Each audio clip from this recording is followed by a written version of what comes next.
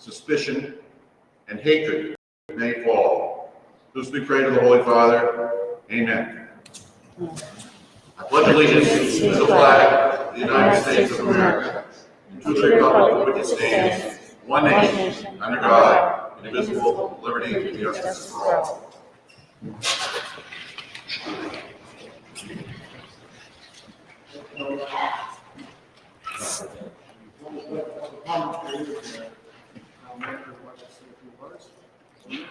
Do you want to use the microphone when you talk? Because I don't think, can you hear him?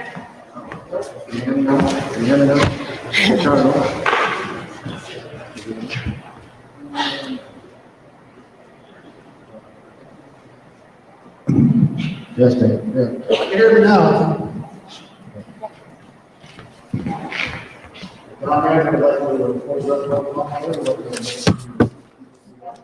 Okay. Can you hear me now?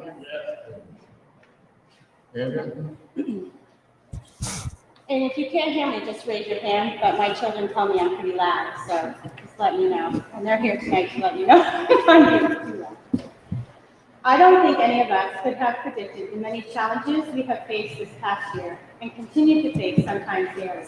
But we all know that the town of Fort Fairfield comes together to support each other during tough times, and indeed we have. This past year has been shaped by leading through major global, national, state, and local public health and economic emergencies. And through it all, we have continued to support our community and implement council's policy priorities to the very best of our abilities. We were able to maintain services to our citizens, maintain our staffing without any furloughs or termination of jobs. There were many discussions with department heads and council on how we could hold back spending of the approved budgets to get through 2020. I am deeply proud that our town has been able to maintain its core services while providing needed COVID-19 community emergency response efforts through our fire rescue department, police department, public works department, recreation department, library, and the main office. Understandably, priorities have shifted over the past months, but we continue to innovate and leverage current resources to best meet community needs. You are likely seeing or hearing a lot of misinformation circulating about the town's fiscal condition, which seems to be the language of thought recently, federally, state, and locally around the country. Allow for me to share some facts to straighten this out. Managing a $6.8 million operating budget with $7,724,697 of assets can be complicated to maintain. However, even during COVID-19, the town's financial management has been strong. This is a fact supported by our continued efforts to maintain services with fiscal responsibility to our citizens. There are some miseducated discussions happening lately around small circles of our citizens, and I would like to take this opportunity to let you know, if you do not know the answer to your question, you are welcome to come in to speak to me about them. Re-energy was never 50% of our tax base. In fact, in 2018, they were only 12.94% of that year's tax base. And in 2019, they were 12.56%. We were not $53,000 over budget last year. We were actually $67,749 under budget. We have collected taxes for this year. We have not yet had a citizen refuse to pay their taxes, and in fact, we are at $254,948.67 more in the collection of taxes than we were last year. The town council is our legislative body for the town of Fort Fairfield. The citizens vote in our council, and what council votes for affirmatively stands. We have a process that must be followed. Federal and state law, charter ordinances, and town policy all make up our process. We constantly strive to find ways to save our citizens money by researching the best possible pricing for each purchase, whether it's for pallets of paper at a cost savings of $400 or for an Oshkosh snowblower that we were able to purchase for $2,400, a piece of equipment that's valued at $125,000. That's a savings of $122,600, all to provide better service to our community. We also look for ways to provide better service to our citizens. A full-time fire and rescue department has brought Fort Fairfield staff that is available 24/7 to us. always having staff and equipment available to respond to emergencies. There were calls in the past that went unanswered, and now we have the capability to handle multiple calls at once. Average time from 911 answer until patient contact is 6 minutes or less. All full-time members are enrolled in a paramedic course or are already paramedics. We have ALS providers on every shift. Skills a paramedic can perform are some of the same skills only performed by specialized physicians in a hospital setting. Our paramedics have performed these skills on the kitchen floor or on the side of the roadway at 3 a.m. All ALS providers are trained in advanced patient assessments and can quickly identify life threats, create differential diagnosis, and then treat and provide much of the care that once could only be received within a hospital. We have worked on upgrading our unsafe equipment and expanding our fire protection services to help decrease insurance rates for taxpayers by bettering our ISO rating. In fact, this will also help secure the safety of our employees and better insurance rates for our citizens. Our staff includes one fire instructor level 2, 2 fire instructor level 1, 3 additional members who will be level 2 by the end of the fiscal year. We have an EVOC instructor, 3 EMS instructor coordinators who can teach licensure courses, and an instructor in CPR. We have advanced cardiac life support, pediatric advanced life support, pre-hospital trauma life support, advanced medical life support, and emergency pediatric care. And on top of all of that, in addition, we have a critical care paramedic and a flight certified paramedic in our small little Fort Fairfield Fire Rescue Department. All of our full-time and per diem staff is cross-trained on both fire and EMS to be able to cover both types of emergencies. We started discussions as early as December 2018 on the possibility that we would have to do a total town evaluation. And January 16, 2019, at council meeting, it was presented to council by our tax assessor that we would need to begin the process of a total town evaluation. Council voted and approved to do just that.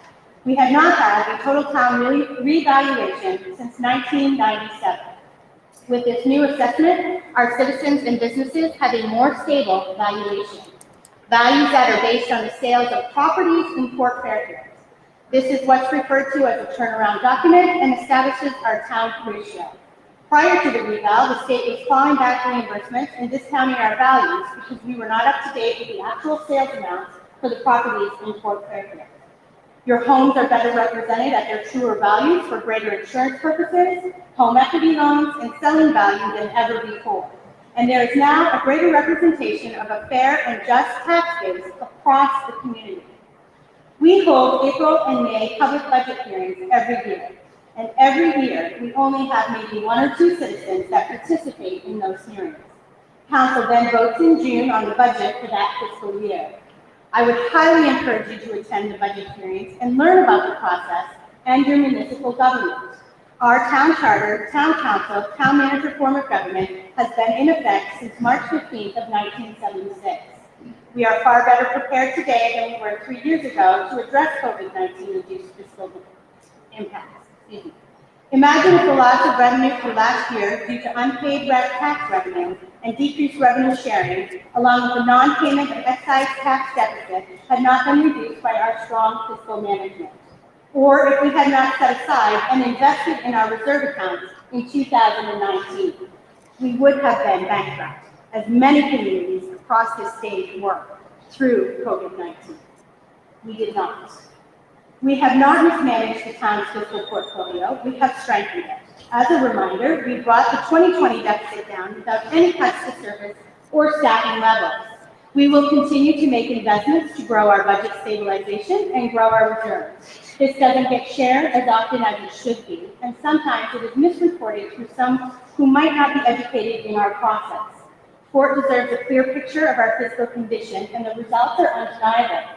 We ended last year's fiscal budget again $67,749 under budget, even with a final total loss of revenue of $187,537. The department has worked extremely hard to reduce their overall costs in a constrained fiscal environment. The total expenses were $255,196 under budget. Every penny is accounted for. Council sees and reviews the warrants and signs off on them and then votes on those warrants at council meeting, which if you stay tonight after public comment period, you will get to see the process as it happens. You'll see what we do, what gets voted on, how this goes forward. We cannot overspend our budgets. We must maintain what council has approved at budget. There may be situations that happen throughout the year that we have no control over, like the fire, unfortunately, that destroyed one of our plow trucks recently.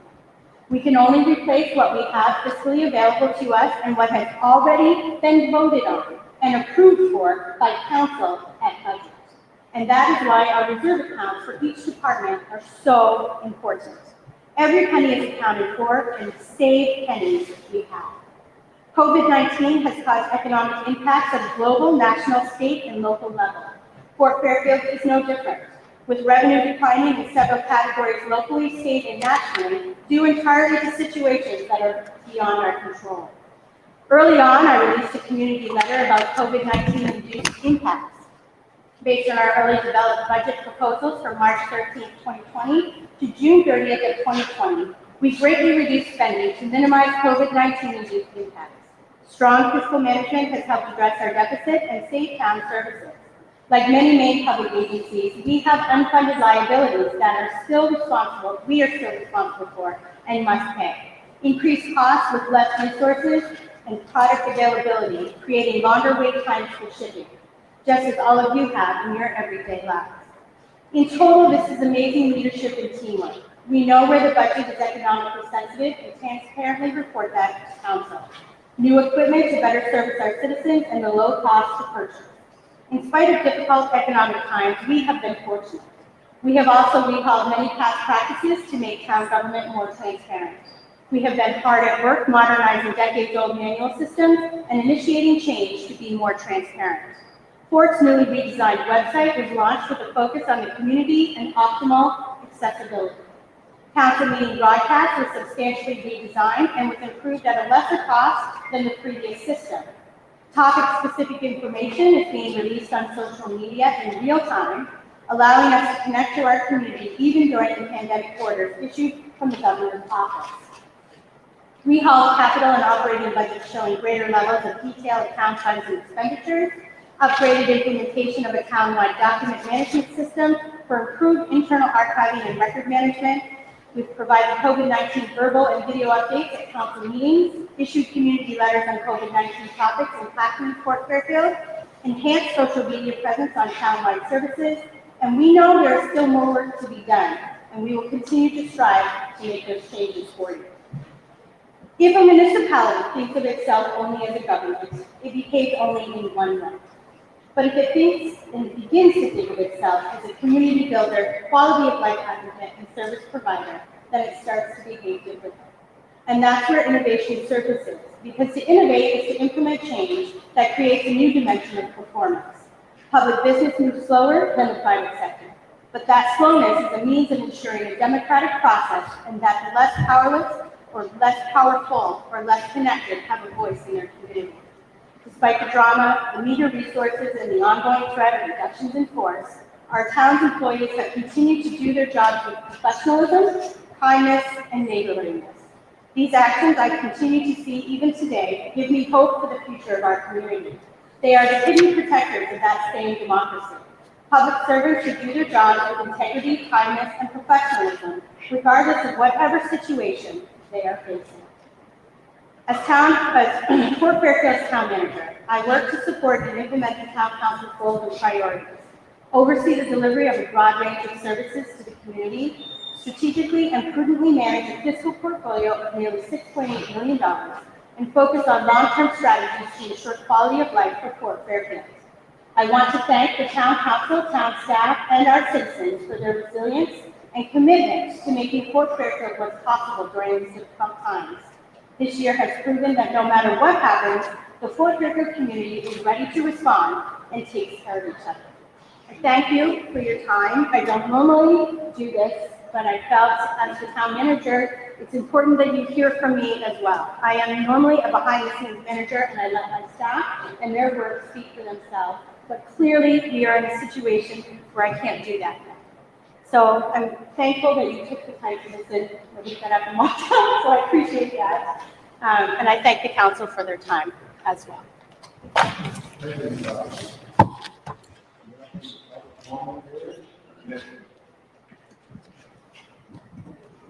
you hear me now? Okay. Now it's time for public comment period. Please step up close and state your name. While the council entertains all comments, if you're concerned about being addressed by somebody ahead of you, please remain seated. However, if you need a comment, feel free.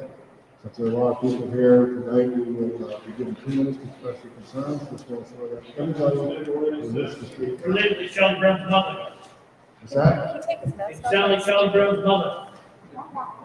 Councilman Butler, if you wanted to, you can take your mask down too. There we go. Can you hear me better now? Yeah. Just public comment, comments only. Please step up to the podium and state your name. Well, council remains, if all comments you can consider either addressed in technical process, please remain seated. However, if you need to comment, feel free. Since there are a lot of people here, you will be offered 2 minutes to express your concerns. This will ensure that all who wish to speak can.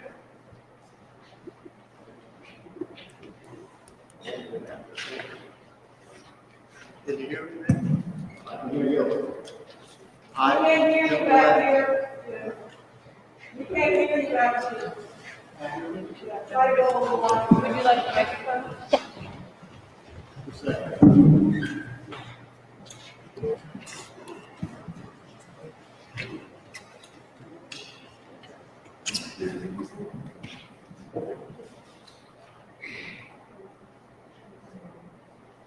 How you doing?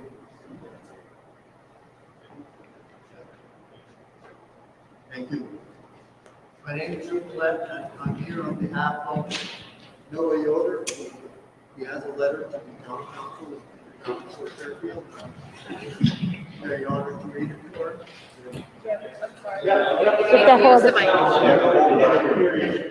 It's better?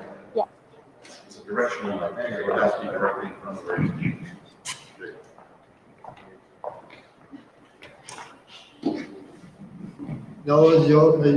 Noah's letter starts with, we moved our family to Fort Fairfield on August 2007.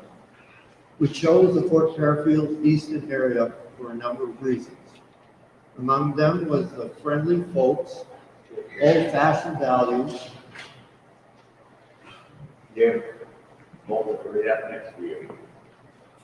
We have been made to feel welcome and accepted as part of the local community.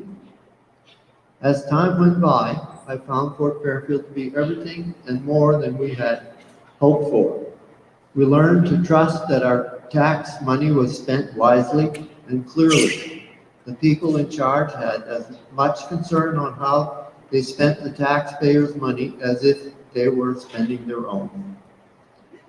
I can truthfully say that I have never lived in a town that it felt as good to be a part of as the town of Fort Fairfield.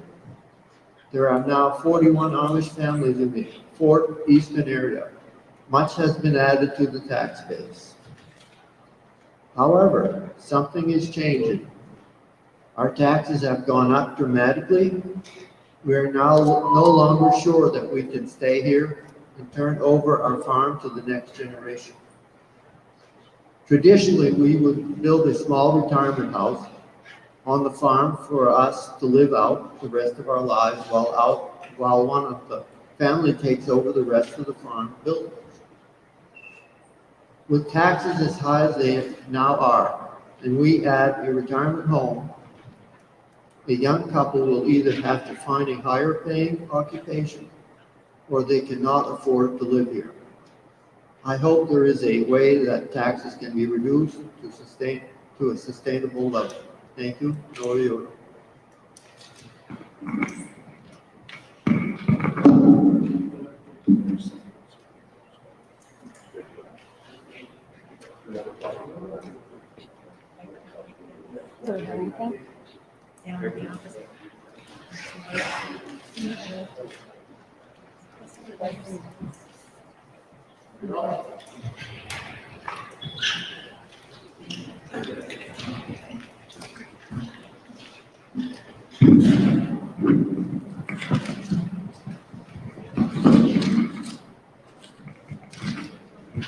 I recognize some of the people in the town council. For those who don't recognize me, I'm John Griffith Jr., and I'm here representing, I myself have a family in Fort Fairfield, and my brother Steve is a resident of Fort Fairfield with a family also.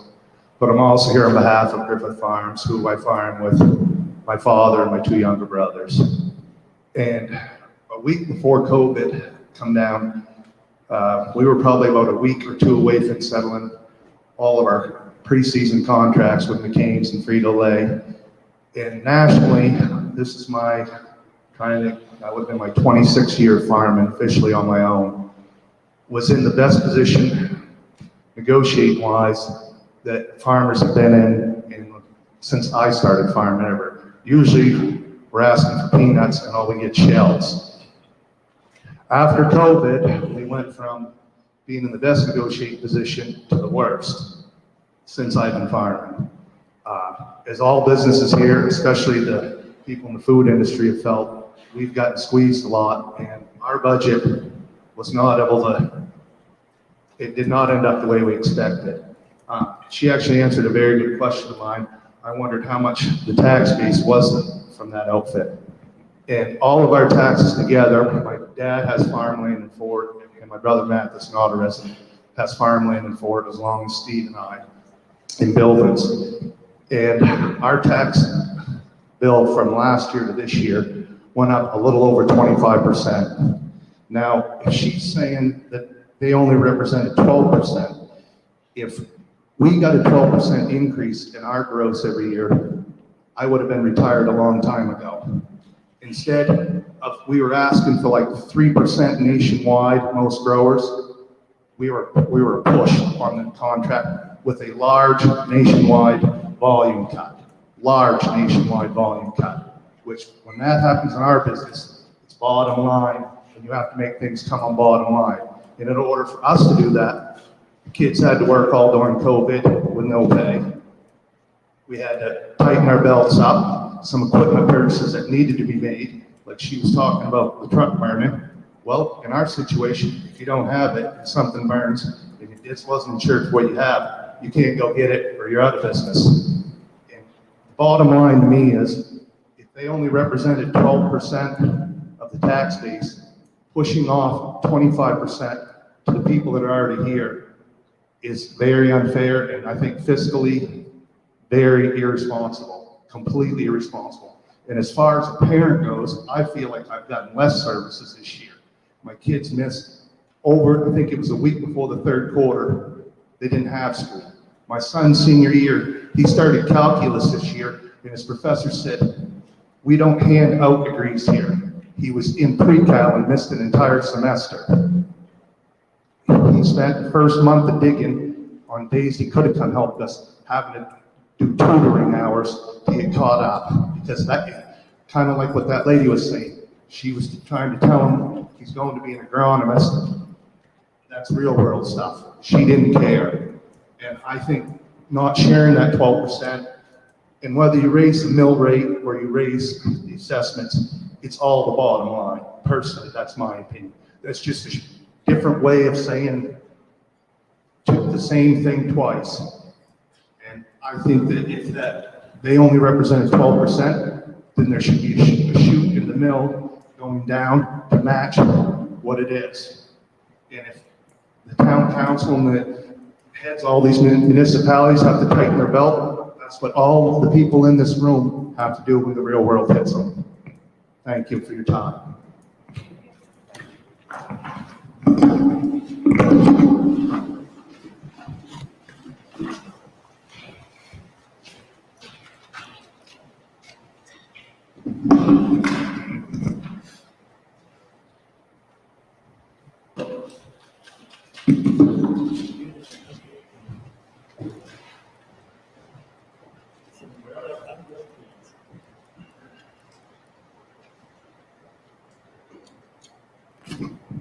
I want to thank you for your report.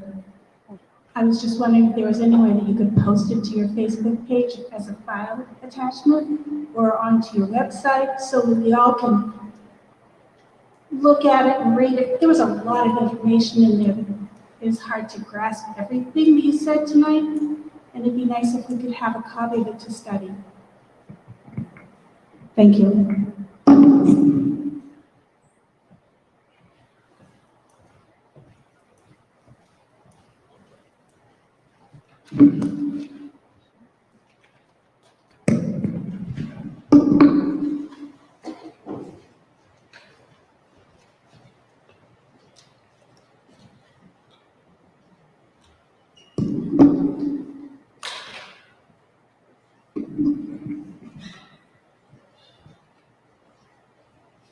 Villager.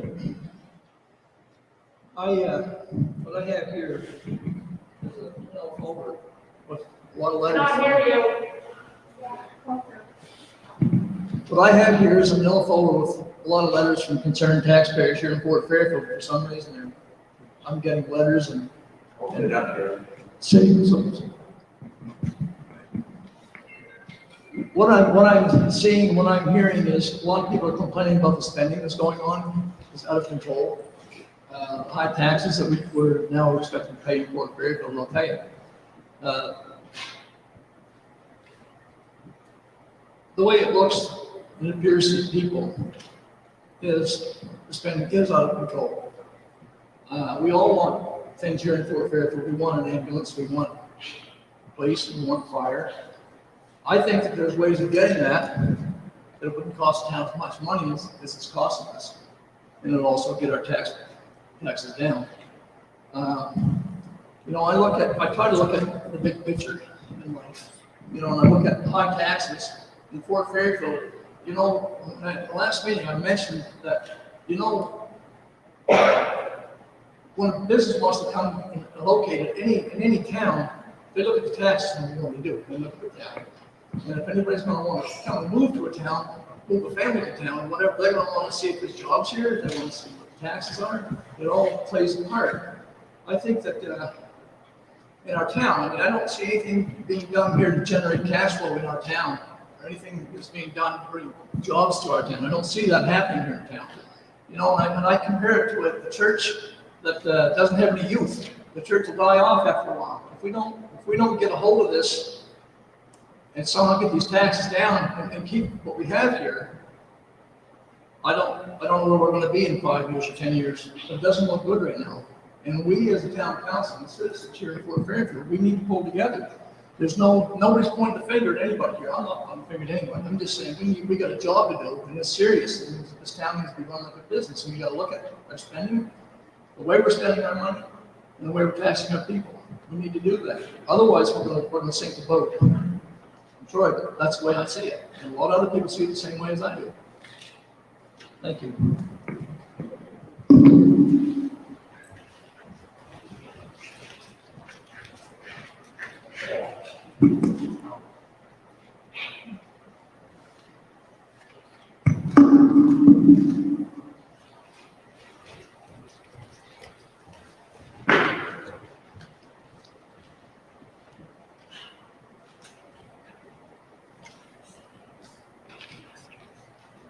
Not confident that this mic is actually working that well. Is this better if I just talk without the mic? Yeah. All right. I'll make this short and sweet. My name is Paul Reed. I've lived in Fort Fairfield for the past 10 years. And me and my family have personally benefited substantially from being able to live in this community. This year with the tax assessment, obviously long overdue, was needing to be done to keep the properties balanced and so on. I found the process pretty difficult, to be honest. Information was lacking. There was not a lot of opportunity to speak with the assessors. When I called, they kind of went to dead air, left multiple voicemails, sent emails. Finally, we did a Google Earth. There was a reassessment that ended up going up after that conversation. So I'm currently left with, even with the reduced mill rate, I have $1,000 added to my tax bill this year, even with the reduced mill rate. So my question really is, what assurances do we have that as taxpayers, that mill rate is going to stay consistent, and that a year, 2, 3 years from now, that we're not going to continue to see repetitive increases in taxes, because that's unsustainable. So just thinking out loud, is there something that we can do as a council that you could look at redundant services, partnering with other communities? Fort Fairfield's a pretty small town, and we're really well represented tonight with a lot of services, and we're well taken care of, that's evident. But are there things that we can do as a town that we could partner with other local communities to build in economies of scale? Really just making sure that we have a balanced budget, and I concur with the lady, I'm sorry, I don't know your name, that asked for your comments. I would love to read that. I was sitting too far back, so I couldn't hear. But I think it would be helpful to get a little more insight into how the money's being spent and to make sure that every dollar is going to where it needs to go. I work for an organization that this year when COVID hit, we laid off 3,000 employees. Everybody that got to keep their job get a 15 to a 20% pay cut. We tightened our belt. We started cutting budgets. We didn't keep the budgets the same as last year. We looked forward and said, if this continues, we're going to be in a real mess unless we start getting our budgets together and getting it really, really balanced and looking forward. So I guess those are my comments. I just wanted to throw it out there to say, as you look at expenses, spend the money like it's your own money, and I think we'll all be in good shape. Thank you.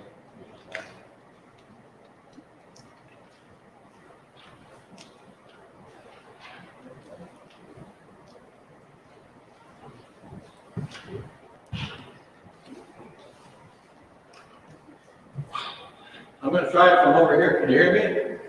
Yes, sir. I'm Bill Christensen. So we can record. All right. Please. First thing we ought to do is invest in a sound system for this place. I don't think anybody in the back can hear me. I'll try this. Is that better? I'm Phil Christensen, and I signed the letter that was read here at the town council meeting some time ago from the folks that have property around Munson Pond. And I hope that you take a good look at that and make the corrections that are needed. It was based on criteria that doesn't really apply to the Munson Pond situation.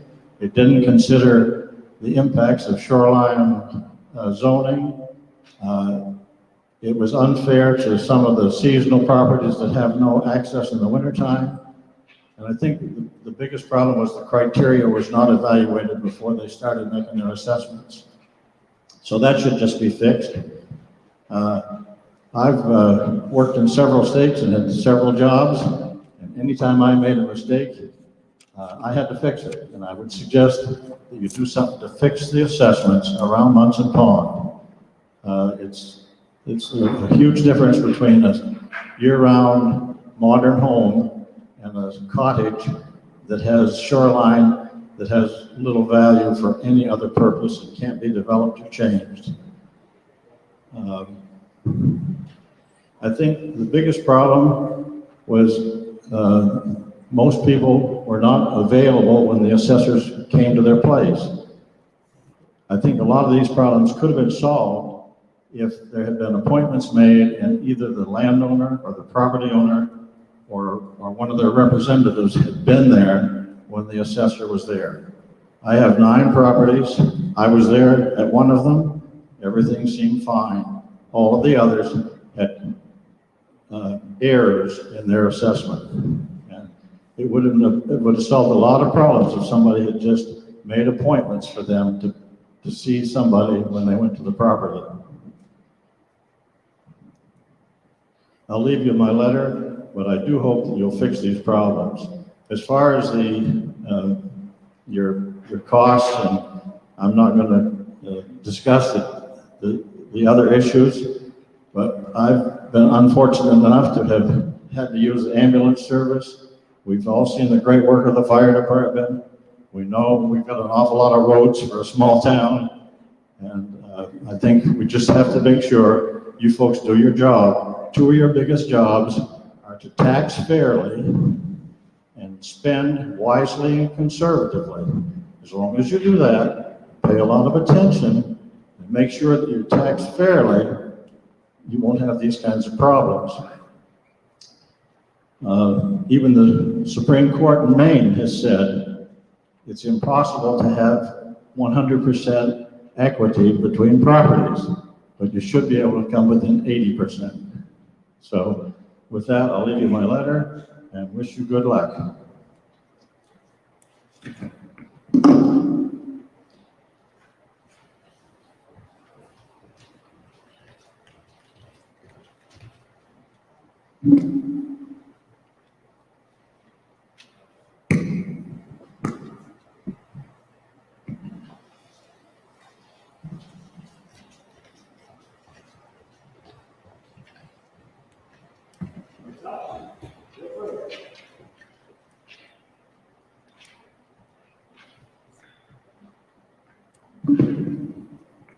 Can you hear me?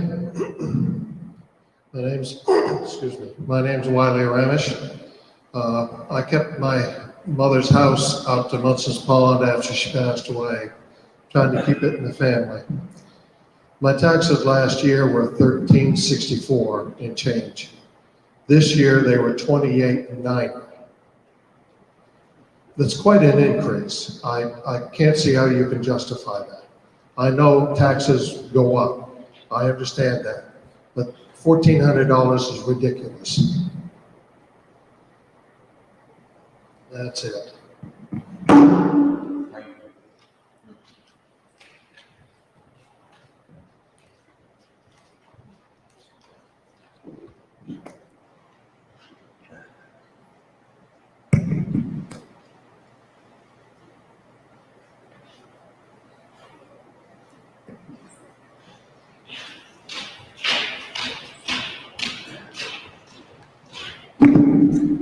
For those of you that know me or don't, Keith Tebow II.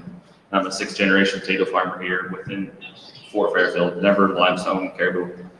But me, my dad, my brother operate a 300-acre potato farm, Strickland Road, West Limestone Road.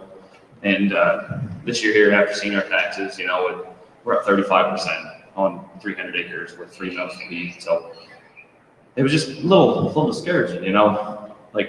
Like other people have touched on there, we had to tighten our belts here over the past year, and just seeing some of the stuff that goes on, just kind of opened my eyes a little bit. So, but that's all I got.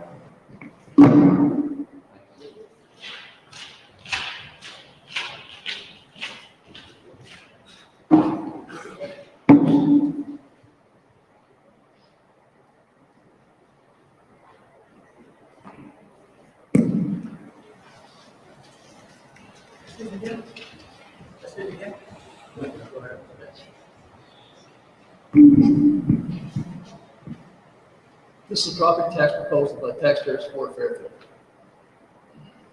As everyone is aware, the town budget for 2020-2021 was approximately $6,800,000. That amount was about 20% more than the previous year.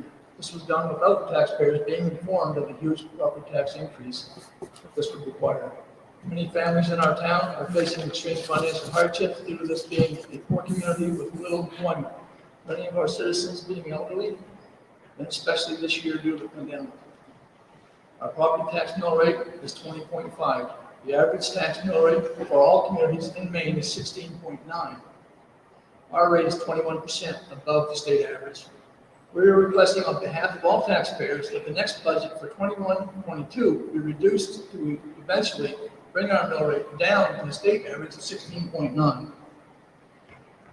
If our town is going to be required to calculate taxes based on 100% full assessed valuation, then we feel that we have the right to have our mill rate be in line with the state average.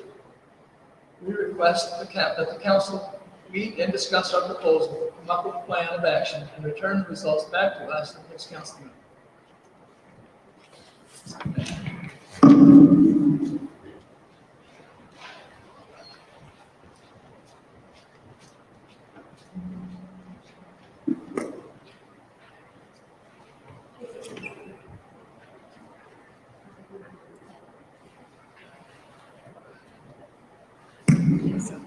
You're welcome. Probably couldn't hear it. Did you get one okay? Yes, we already have it. Thank you.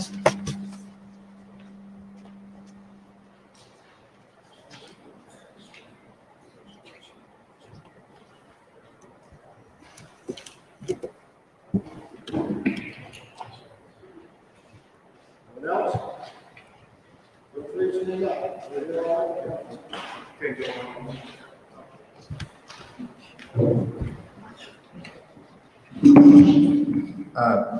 There was one other thing I forgot. I was a little nervous at public speaking. I haven't done any of this since my FFA days. But what is the assessment? What do you feel the assessment's at now, percentage-wise? The tax assessor's right there. We're at 100%. Okay, I'd have to look in our records, but I would say we probably own the Weatherhead House 5 years, Tony. I went to 2 different auctions on the old Dale Pierce building. 2 different times my brothers and I went. The first time we were thinking if you could pick something up for nothing, a forklift or whatever, just kind of interested to see if there was anybody in the neighborhood coming to run the packing shed that had been there for years for a new market. The first auction, the minimum bid was $750,000 and nobody showed up. There wasn't even anybody there except for us. About a year later, and I think that place stayed vacant for what, 4 or 5 years? A year later, there was another auction. Minimum bid was $500,000. Again, take a wild guess who were the only 3 pumpkin heads there? Us. No, we did not put a bid in. About a year and a half later, the banker called us up that was holding the note on it and said, we're moving that. What are you willing to pay? My brothers and I met with each other, and we technically weren't even in the market for it, threw out $150,000, thinking that was the low ball bet, the dream auction we were going to go to that never happens in your lifetime. The guy bid. So after 6 years, I would say the market value of Weatherheads was what somebody was willing to pay for. After 2 official auctions and lots of advertising, we picked it up for $150,000. We probably put that much more in again, but all in bare minimum structural, just to keep the building standing because it was built in 1963.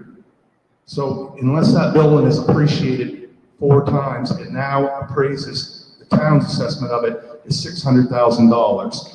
And I can tell you right now, if we ever go broke and there's another auction and the minimum bid is $600,000 and we're not farming anymore, guess who's going to be at the auction? Nobody.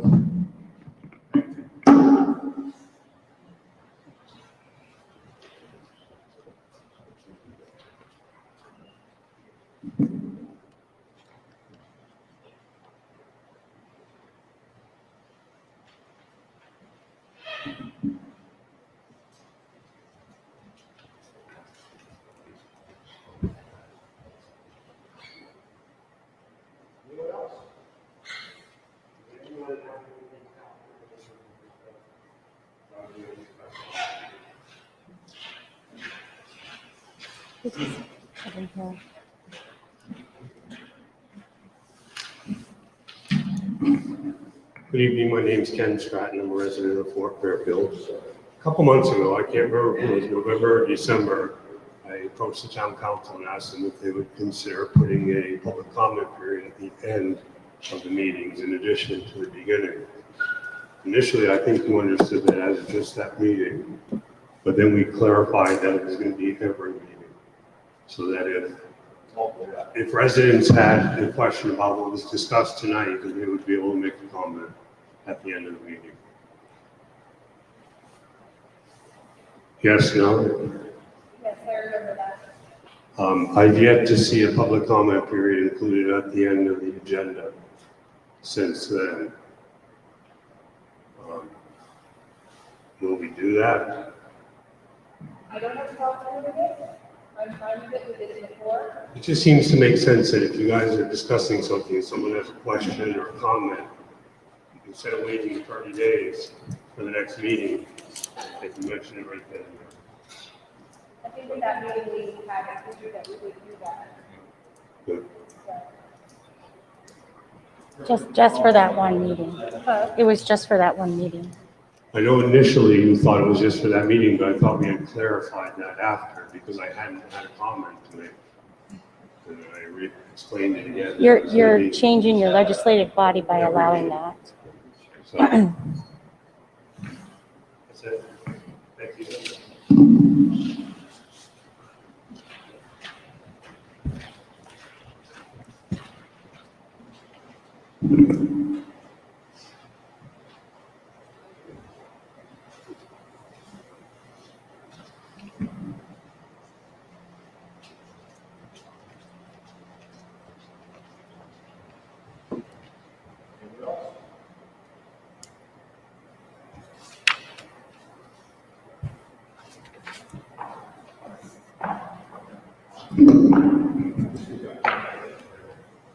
You want this?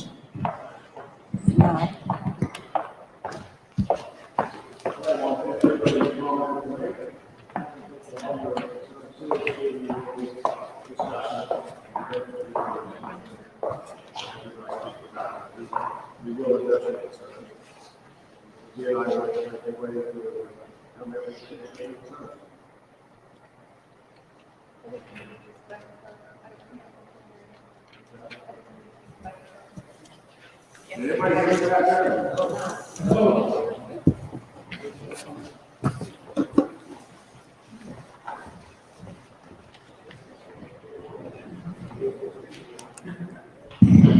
There's not a lot of everybody for comment tonight. The council may want to stay quiet for 2 minutes.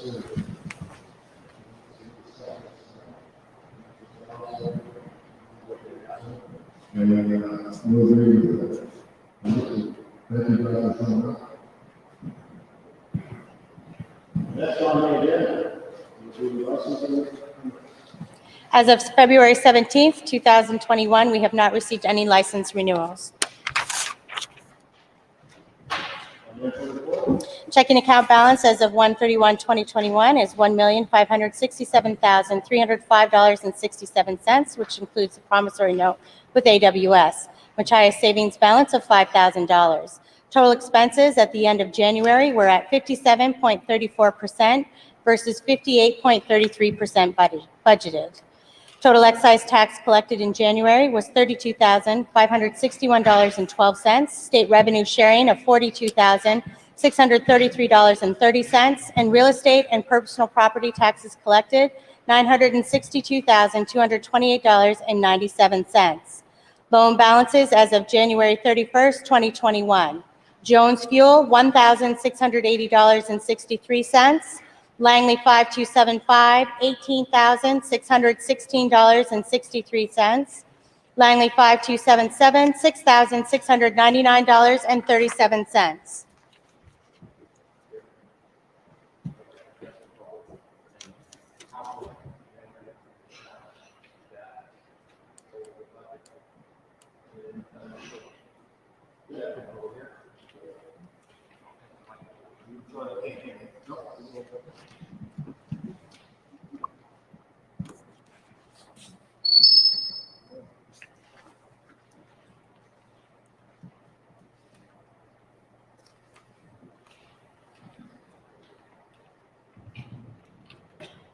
This is not directed at the town staff, employees.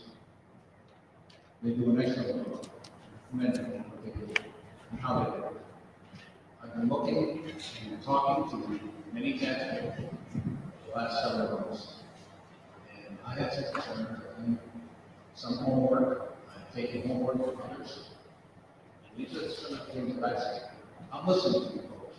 I can see this coming last year. That's why I don't want to support it.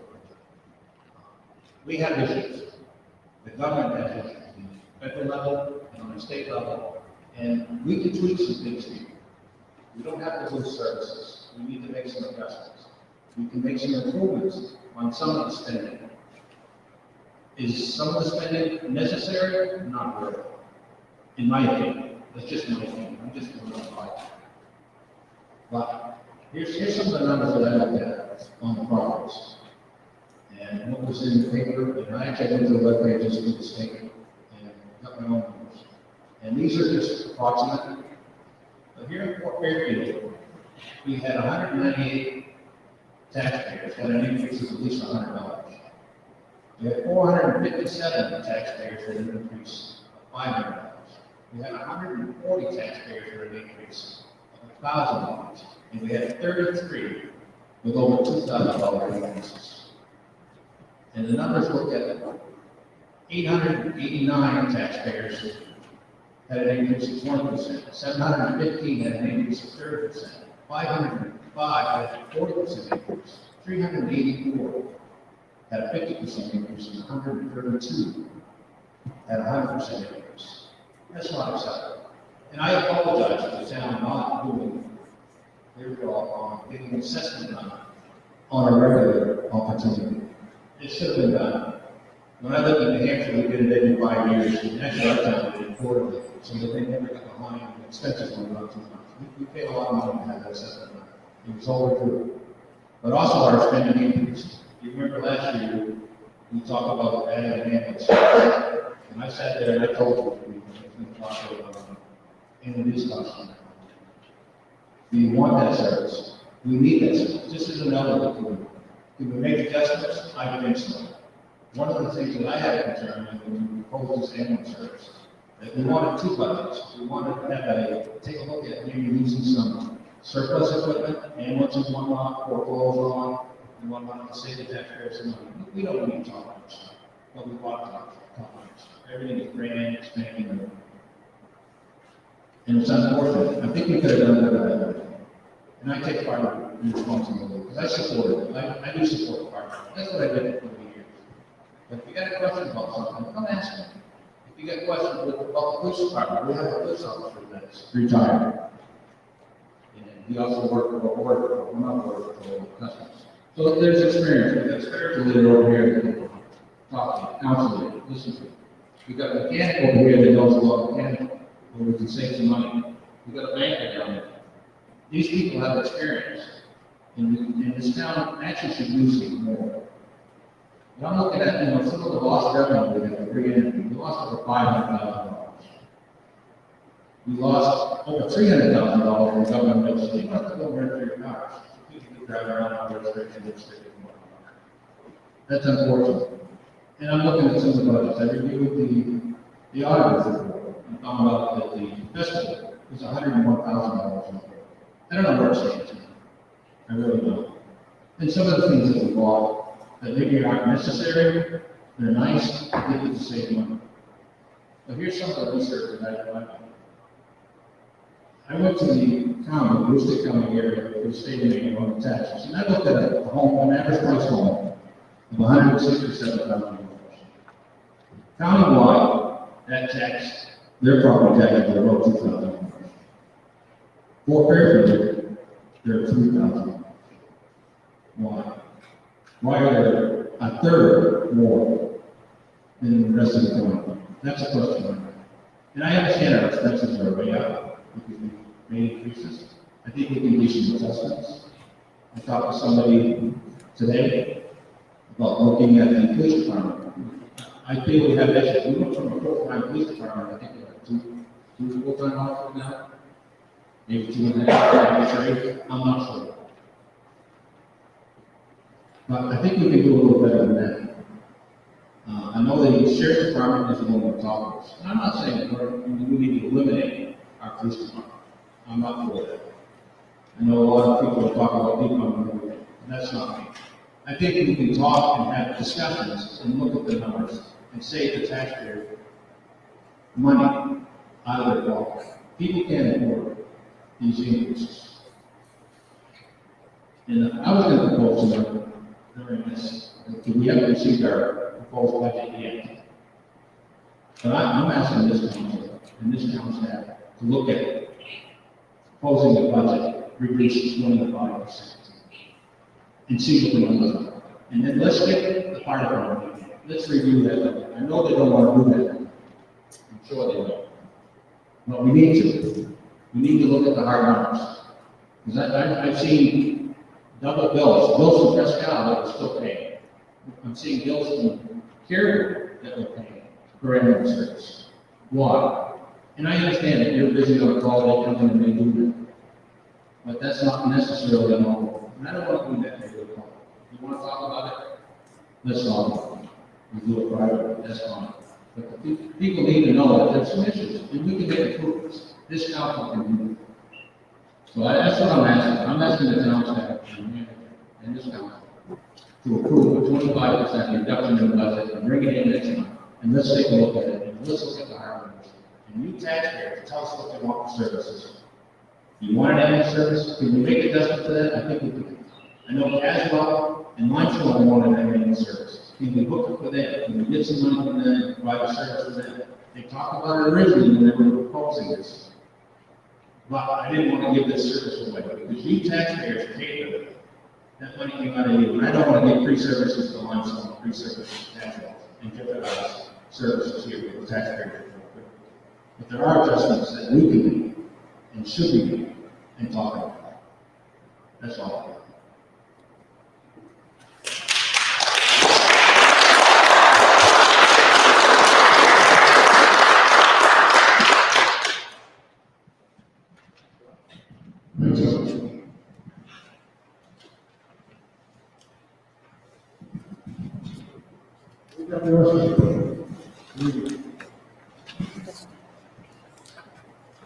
Good evening, councilors and citizens at large.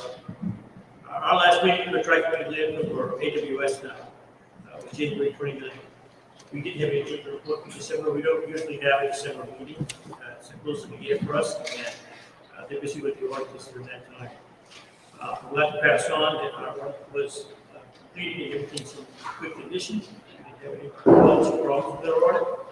We also are finishing 2020 with our long-term 30-year funding at the level that's supposed to be the amount of MSW having in hand.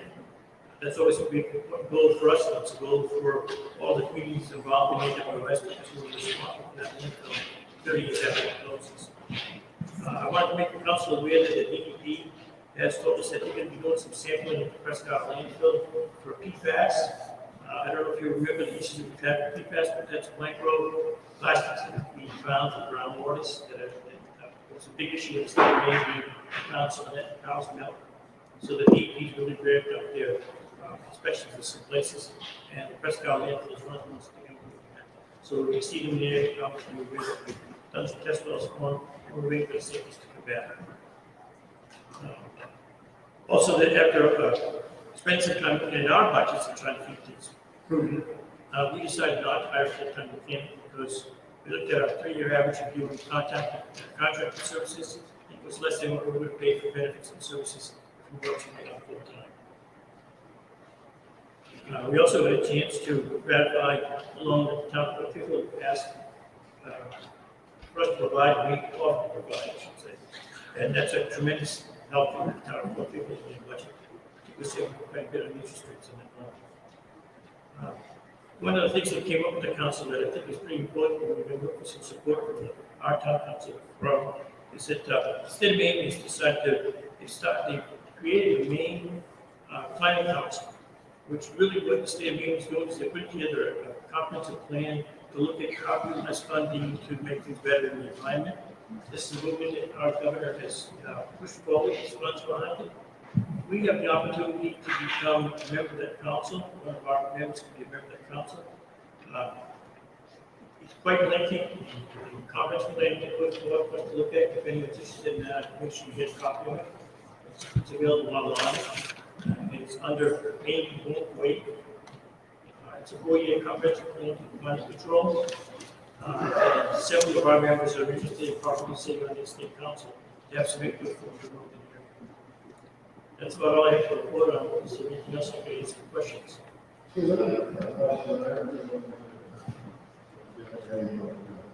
Tipping fees. When we first requested the house, one thing was we would go back to child with three years. Unfortunately, I heard a rumor that it's not an issue here. We may have our progress, but we were supposed to some people charging typical versus 50 fees. If you're referring to demolition and Mitch. That's a very long-term comprehensive plan we've had, and it was supported by the town council from the beginning of the plans. That all started when we had, in our case, in town, here, the plant on High Street was torn down, and the town had to pay for that removal of debris because under our law, tipping fees, the town pays for that, not the citizen. So we were instructed by the 3 town councils at the time to come up with a plan that would let the citizens pay for their own demolition debris. We have something like that.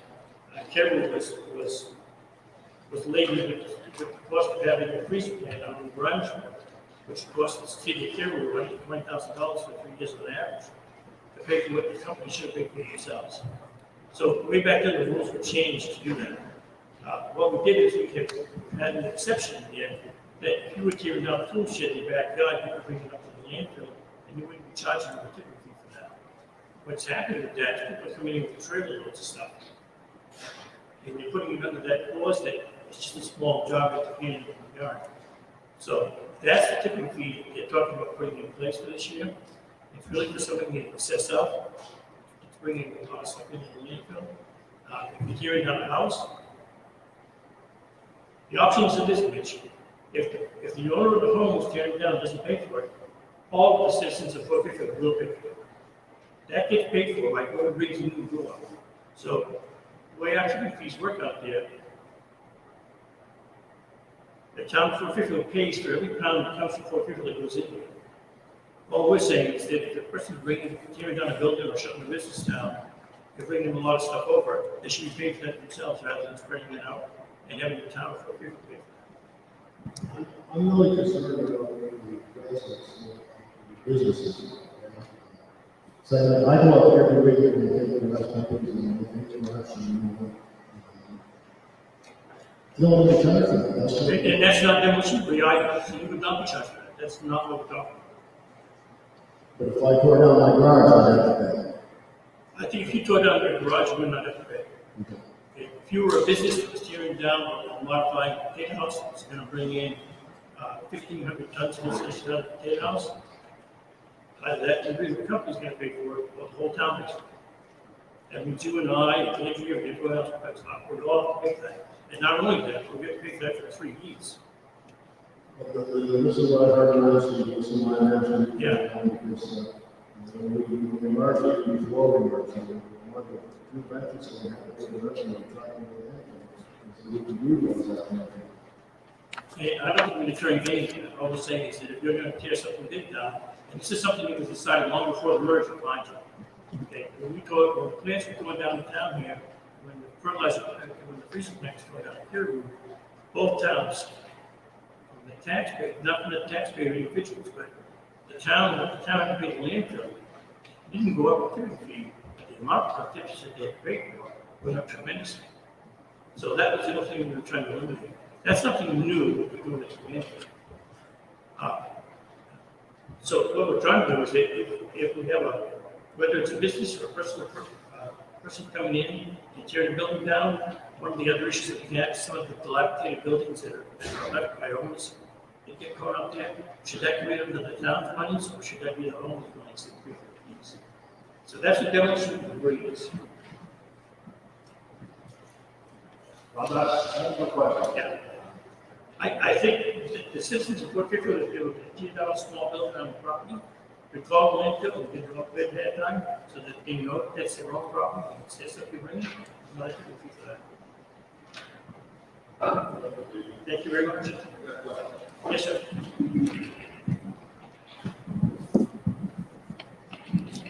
Sometimes it takes me a little while to figure things out. This is one I'm going to and then I see, this town road really well, correct? That's correct. Is there, and there's more money available for other communities? For owners. Oh. Owners. Only? Owners. Oh, Just the right. owners. No, that's what I meant. It's just, here, request that on. That's correct. Taking more money. So apparently you're sitting on a lot of money that you can loan out. Is that correct? I don't know that there's a boatload of money that you can loan out. It's very restricted. The amount of funds that we have in reserves for the closing, the 30-year term after the closing, we're very restricted on what we can do with that. What we had available was We have some money that was in flux that wasn't dedicated to the reserve yet. Something around 2.5 million, I think is what it was. And what we said is before we put that into the reserves where it's dedicated, we can't utilize it for anything else. Our banks, that we were putting in for interest, they dropped from, we were getting about 3% interest, and they dropped to 0.5%. So we looked at that and said, if we can help our own communities in such a way, I think we're charging it. Is the percent even at 1. 1%? That's what we go on, 1%. Right. Which, I think is very good. I'm just curious, if you got enough money to do that, maybe our fees could be lower just a little bit? No, we're not allowed to utilize that money to lower fees. That money is set aside based on per ton stuff by the state meeting. So we're required to have enough money in our kids to close the landfill tomorrow if something should happen. That's right. We have to close the landfill. Okay. We're also required to put so much percent of every tip fee that comes in into the reserve account. So rather than putting it into the reserve account, we said we could get better interest rates, utilize it with our loans. But the money can't be spent by giving reduced rates. Well, that's why I asked you a lot of questions. Yeah, no, that's fine. It's fine. Any other questions, Mr. Steve? Thank you very much.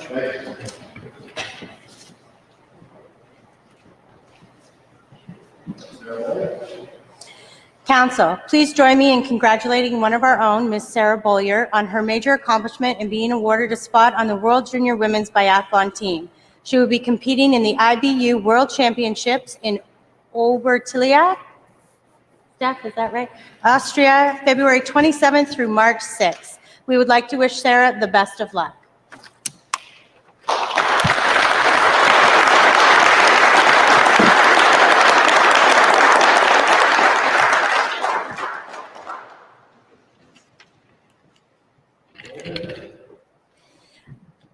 Late fee relief request. It has been requested that council suspend the penalty fee for paying property taxes after the due date for the remainder of the 2021 year.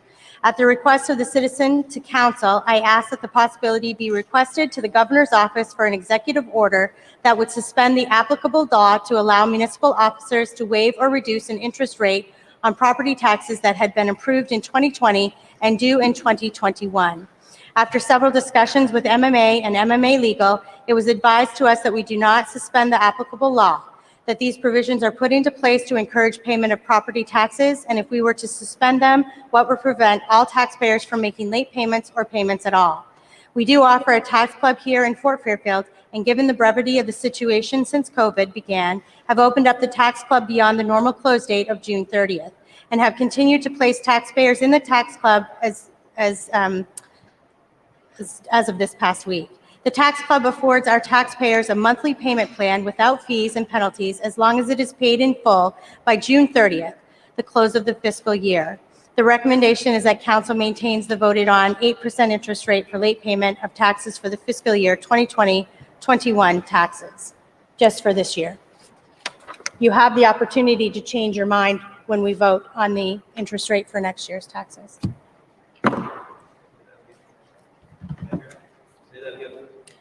You have the opportunity when we vote on next year's, we have budget hearings, council votes on budget, commitment of taxes, due date, and interest rates and the mill rate are all voted on by council. Once you voted on that interest rate, you're not supposed to change that.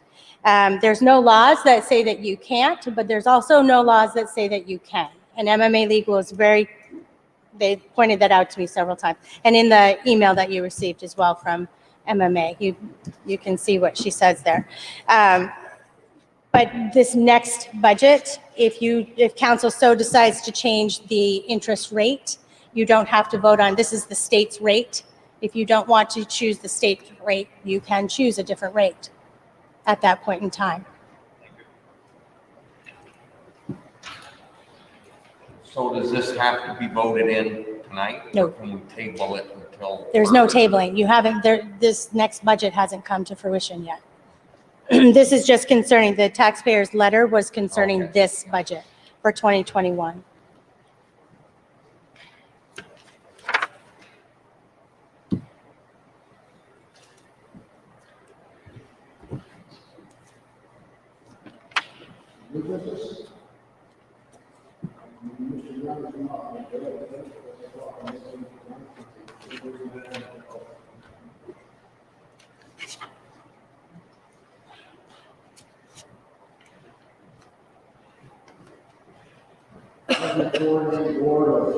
nomination.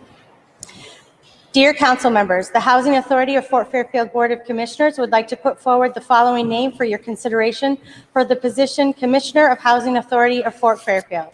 Commissioner David Donovan of One Fields Lane Apartment F7, Fort Fairfield, Maine, 04742. David will be filling in Dawn McGrath's term as she is stepping down from the Board of Commissioners. This term will begin March 1st, 2021, and will end June 30th, 2021. We have spoken with David, and he is willing to serve if the town council approves his nomination.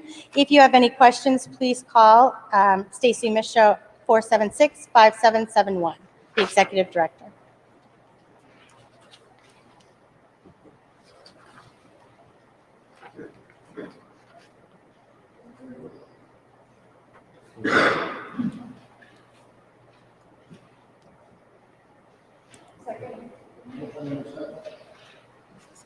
I think it was Bob and Melissa.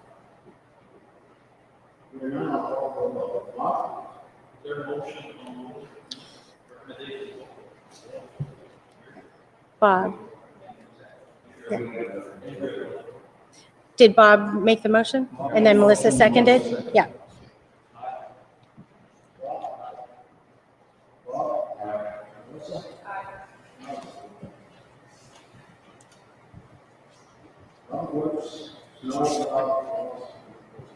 On February 2nd, 2021, one of our public works snowplows suffered a loss by electrical panel fire and was determined to be a total loss. Together with the public works director, we have researched a replacement truck. The first truck, a 2007 International Workstar 7600 for $57,000 in Westminster, Vermont, was conveniently located, but more than we wanted to spend. The second truck, a 2005 International Workstar 7600 for $27,000 in Bismarck, North Dakota, was located much further away, but the price was closer to what we had to spend.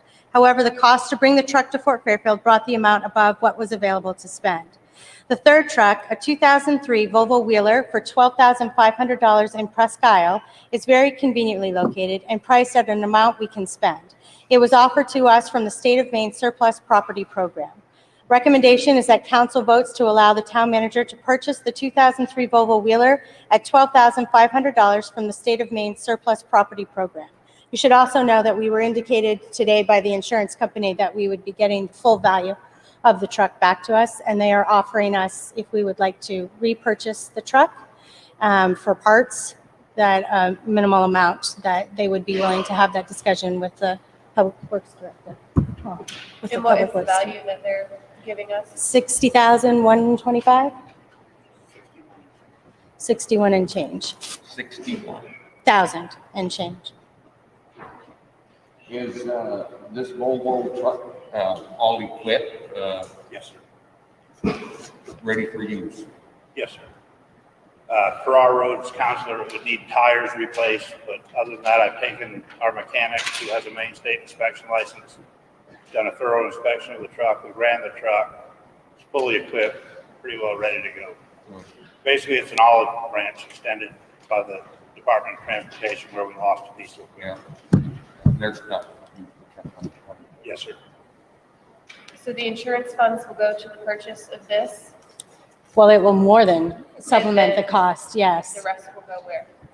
It goes into the reserve account for which this is Hopefully coming to from. replace another truck in the future. Sorry. Yeah. Okay, I just want to clarify that if people don't know where it goes. I have the number if you want it. G1, what is it? G1? G136. G136. Yeah.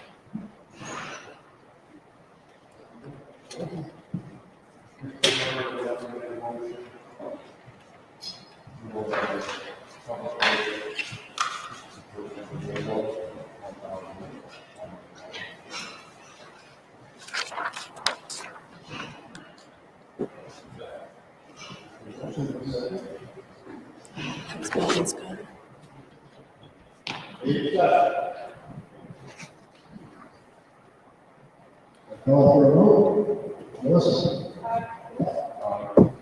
Scott.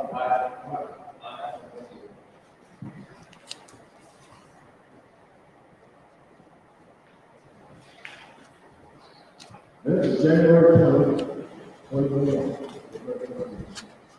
Chair, I'd like to make a motion to accept the minutes of January 20th, 2021.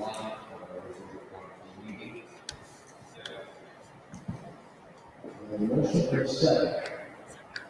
Discussion? Thank you, Scott. Hearing none, I'll call for the vote. Wilson?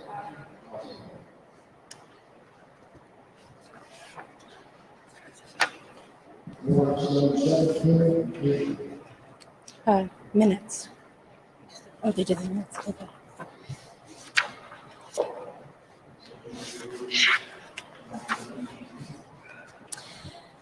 Warrant 17, of 117 liens filed for 2018 taxes, we sent out 36 foreclosure notices on 1/21/2021.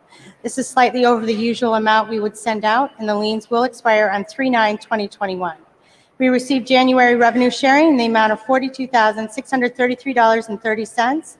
Our revenue sharing receipts are now at 57.61% versus budgeted of 58.33%. If you remember, just 2 months ago, we were well below where we should have been, and the state has done a very good job of catching back up. Warrant number 17 in the amount of $127,313.63 was completed on 1/25/2021. The checking account balance as of 1/25/21 was $1,106,531.17 with a Machias savings balance of $5,000. We have sent out 70 homestead exemption applications to homeowners who may qualify for the exemption but have not yet completed an application. Warrant 18 in the amount of $350,986.44 was completed on February 4th, 2021. The checking account balance as of February 4th, 2021 was $1,394,652.78, and Machias savings is at $5,000.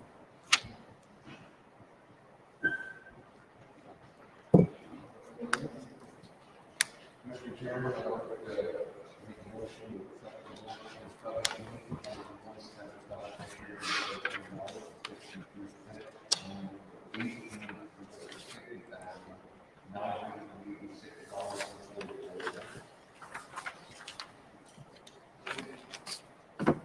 Motion and a second. Any discussion? I got a question. Of the 36 foreclosures, what does that represent in tax? And what do you expect to?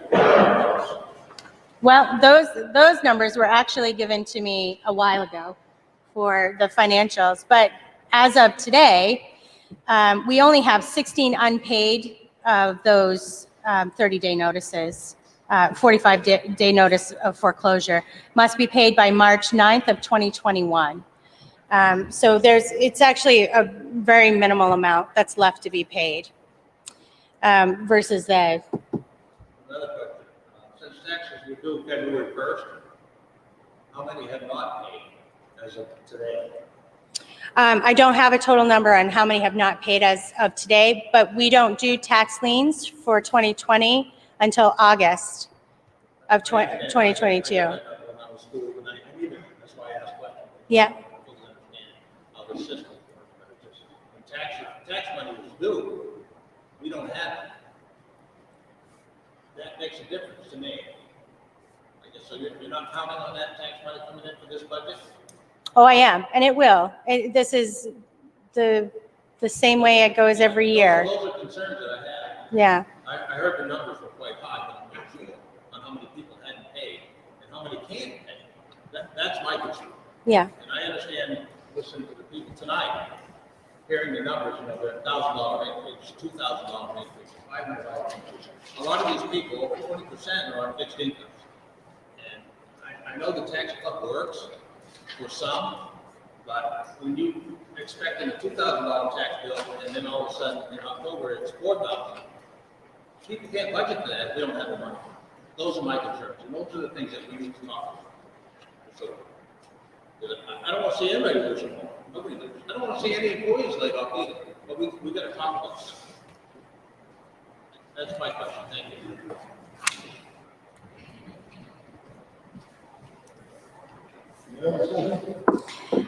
We have 3 concerning the recreation, Parks and Recreation.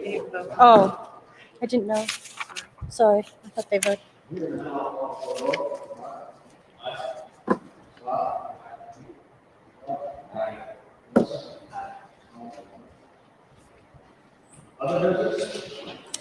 We have 3 regarding Parks and Recreation. The first one is a Walmart grant. Background Title 30 AMRSA, subsection 5654 states that a conditional gift for any specified public purpose offered to a municipality may be accepted or rejected by its legislative body.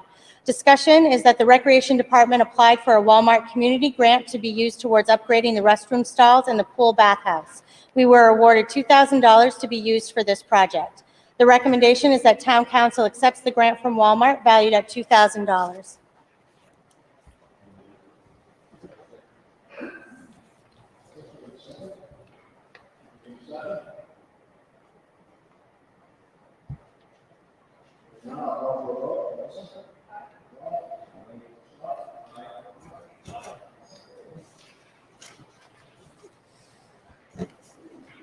The Parks and Recreation Department has received numerous public inquiries regarding snowshoes, anywhere from rental inquiries to program inquiries. In the past, we had been able to borrow the school's 21st century program snowshoes. This year, they are being used by the PE teachers in both schools. The Parks and Rec Director is requesting permission to utilize funds from the ski rental reserve to purchase snowshoes for the Rec Department. This would allow us to expand our programming for youth and adults and help expand the much-needed outdoor programming we are able to offer. The recommendation is that the Town Council approves the Recreation Department purchase of snowshoes from the ski reserve account. And if you remember, the ski reserve account was part of that process that they used to purchase the cross-country skis, and that program has almost paid off what we needed to purchase those. So that money has been put back into that account. So there's money in there to be able to purchase those snowshoes.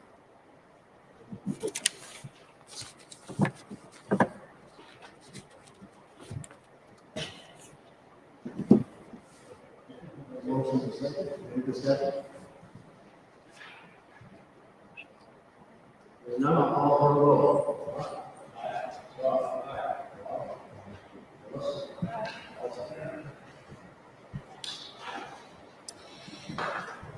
Cafe Light donation. Background Title 30 AMRSA, subsection 5654 states that a conditional gift for any specified public purpose offered to a municipality may be accepted or rejected by its legislative body. The discussion is that Green Law Electric of Fort Fairfield is willing to donate LED cafe lights be used around the ice rink. The lights will help to create a wonderful ambiance for our community rink. The value of this donation is $319.92. The recommendation is that Town Council accepts the donation of the cafe lights from Green Law Electric valued at $319.92. I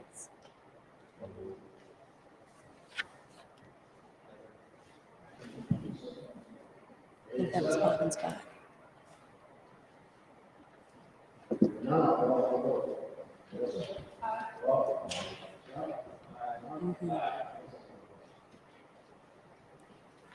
Any other business? No, sir.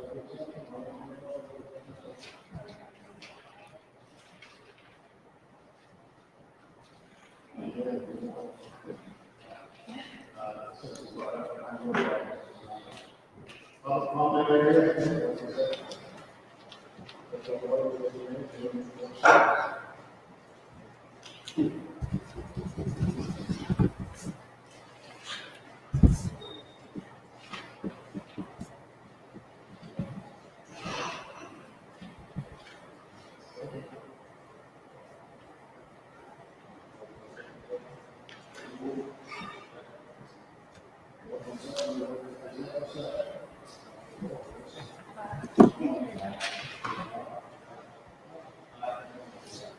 Thank you all.